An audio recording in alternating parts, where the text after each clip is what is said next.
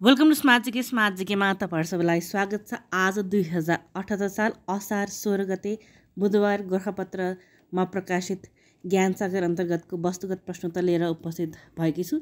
मेरो नाम हो श्रद्धा श्रेष्ठ र आजको पहिलो प्रश्नमा रहेको छ, जापानबाट प्रदान गरिने 6औं कोबासाई फाउन्डेसन पुरस्कार 2020बाट सम्मानित हुने नेपाली चिकित्सक को हुनुहुन्छ?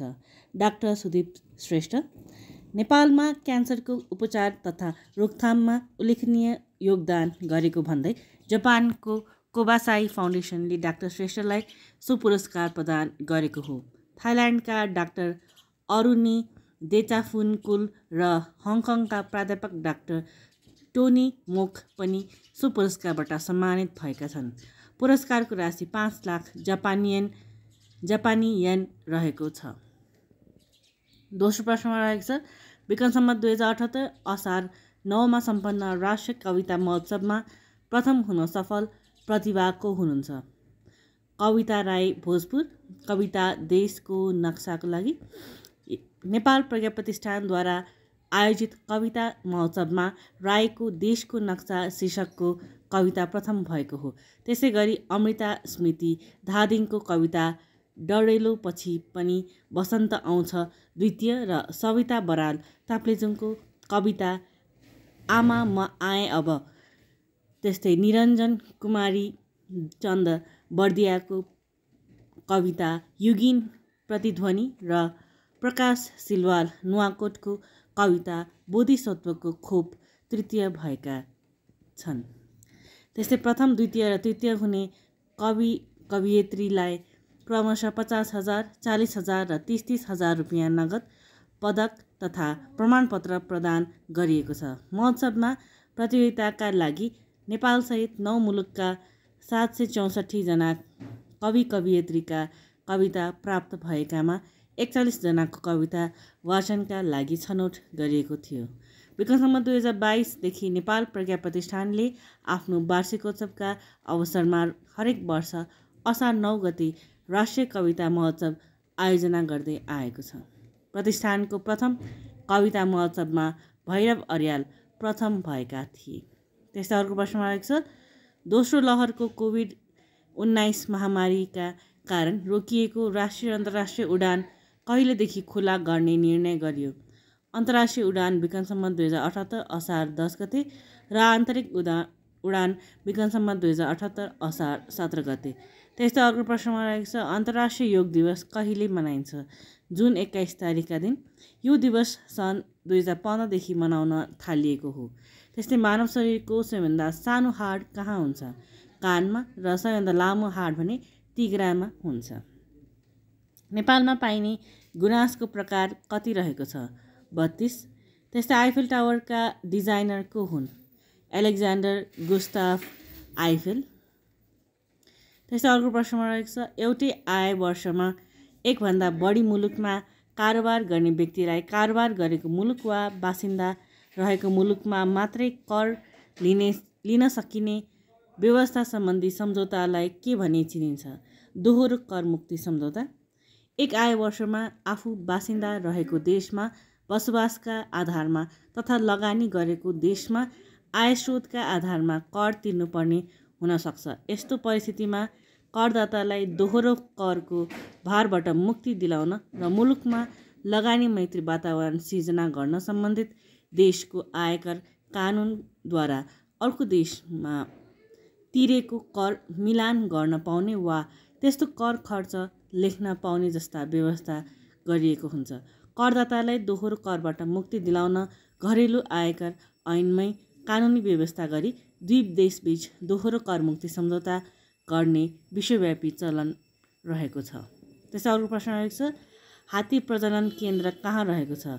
मेघौली चितवन। त्यस्तै 4 वेद अन्तर्गत कुन कुन वेद पर्छन्? ऋग्वेद, यजुर्वेद, सामवेद र अथर्ववेद।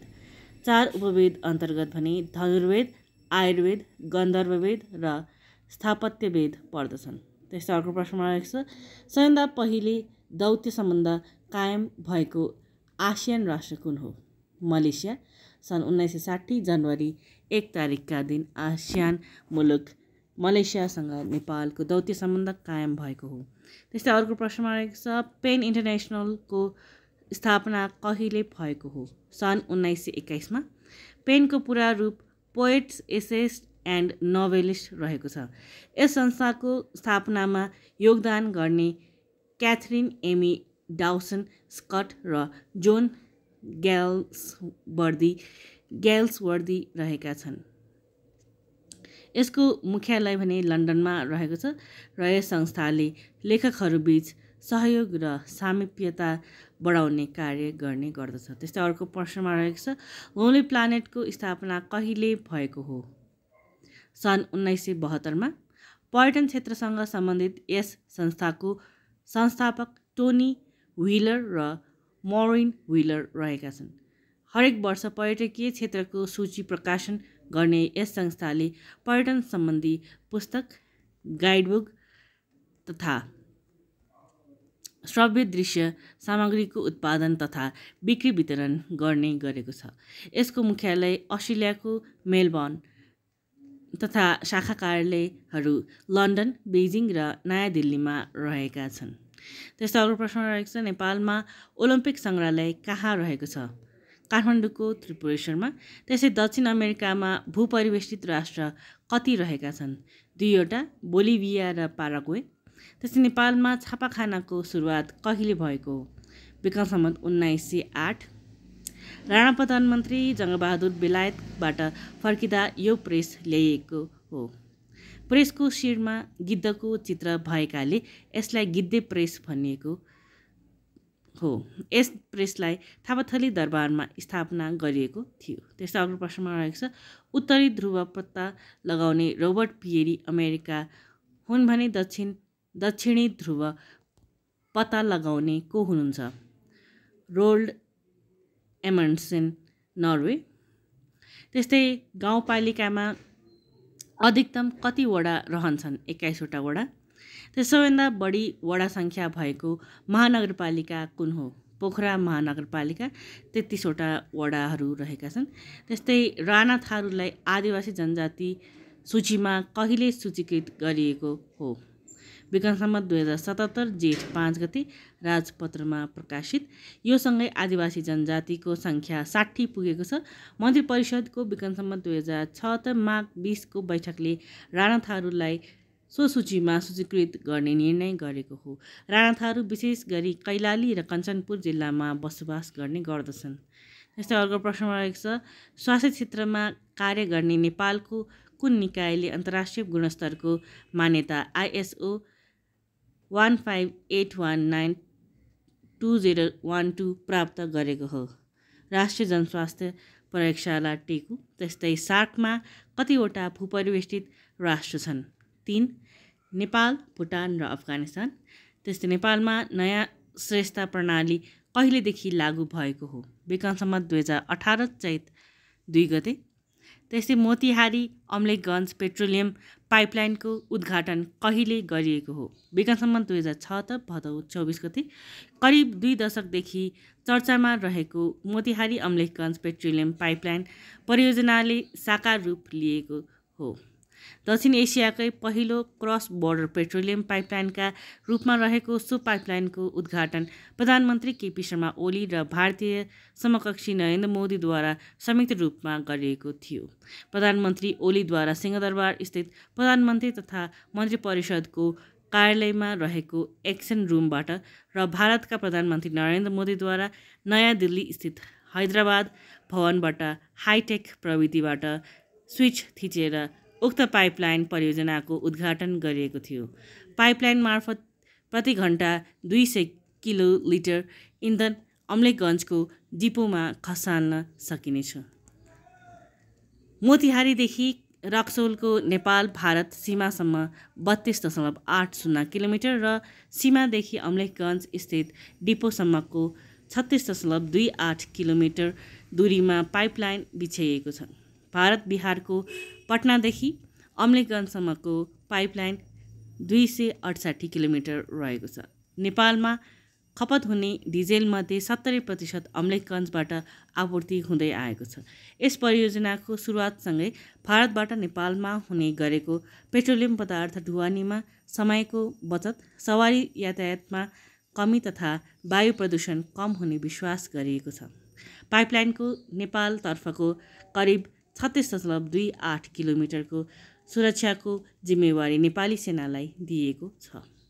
त्यस्तै अर्को प्रश्नमा रहेको छ, अर्थ वाच भनेको के हो? विश्वका विभिन्न मुलुकको वातावरण सम्बन्धी खोज अनुसन्धान कार्यमा सहयोग पुर्याउँदै आएको एक गैर सरकारी संस्था हो अर्थ वाच। त्यस्तै अर्को प्रश्नमा रहेको छ, नेपालको कुन सङ्ग्रहालयमा चन्द्र चट्टान सङ्ग्रह गरिएको छ? छाउनी स्थित राष्ट्रिय सङ्ग्रहालयमा। सन् 1969 जुलाई 20मा पहिलोपटक चन्द्रमामा पुगेका अमेरिकी अन्तरिक्ष यात्रीहरूले ल्याएका चन्द्र चट्टानमध्ये केही टुक्रा नेपालमा पनि ल्याइएको र ती टुक्रा राष्ट्रिय सङ्ग्रहालयमा सङ्ग्रह गरिएको छ। 3 अमेरिकी अन्तरिक्ष यात्री नील आर्मस्ट्रङ, एडविन एल्ड्रिन र माइकल कोलिन्स सन् 1969 जुलाई 16मा एपोलो 11 नामक यान मार्फत चन्द्रमाका लागि प्रस्थान गरेका र जुलाई 20मा चन्द्र धरातलमा पुगेका थिए। यानबाट पहिलोपटक चन्द्रमाको सतहमा पाइला राख्ने आर्मस्ट्रङ तथा दोस्रोमा एल्ड्रिन थिए। एपोलो 11ले ल्याएका चट्टानका 4वटा टुक्रा विक्रमसम्म 2027मा अमेरिकी सरकारका तर्फबाट नेपाल सरकारलाई हस्तान्तरण गरिएको थियो। सो पश्चात नासाको एपोलो 17 मार्फत ल्याइएको एक टुक्रा चट्टान पनि राष्ट्रिय सङ्ग्रहालयमा प्रदर्शनीमा राखिएको छ। त्यस्तै अर्को प्रश्नमा रहेको छ, राशि 12वटा छन् भने नक्षत्र कतिवटा छन्? 27वटा। त्यस्तै अन्डा पार्ने स्तनधारी जीव कुन हो? प्लेटिपस। सबैभन्दा लामो दिन कहिले हुन्छ? जुन 21 तारिकका दिन। सबैभन्दा छोटो दिन भने डिसेम्बर 22 तारिकका दिन हुने गर्दछ। त्यस्तै आजको अन्तिम प्रश्नमा रहेको छ, कुन ग्रहलाई किङ अफ द प्लानेट भनी चिनिन्छ? बृहस्पति ग्रह, जुपिटरलाई चाहिँ किङ अफ द प्लानेट भनेर चिनिन्छ। हस्, यही प्रश्न साथै आजको भिडियो यहीँ टुङ्गाउन चाहन्छु। जहाँ जहाँ स्मार्ट जिकेमा विभिन्न अनलाइन तयारी कक्षाहरू सञ्चालन भइरहेका छन्। लिन चाहनुहुन्छ भने 9869995445 अथवा 9819806394मा सम्पर्क गर्नुहोला। अथवा हाम्रो अफिसियल वेबसाइट रहेको छ www.smartgkonline.com। त्यसमा गएर पनि तपाईँहरूले क्लासेस लिन सक्नुहुनेछ र हाम्रो एप पनि रहेको छ स्मार्ट जिके, डाउनलोड गरेर क्लासेसहरू लिन सक्नुहुनेछ। र अब स्टडी रुमको पनि व्यवस्था रहेको छ, तपाईँहरू आएर पढ्न सक्नुहुनेछ। र यदि हाम्रो भिडियोहरू मन परिरहेको छ भने लाइक, सब्सक्राइब, कमेन्ट, सजेस्ट र सेयर गर्दै गर्नुहोला। धन्यवाद।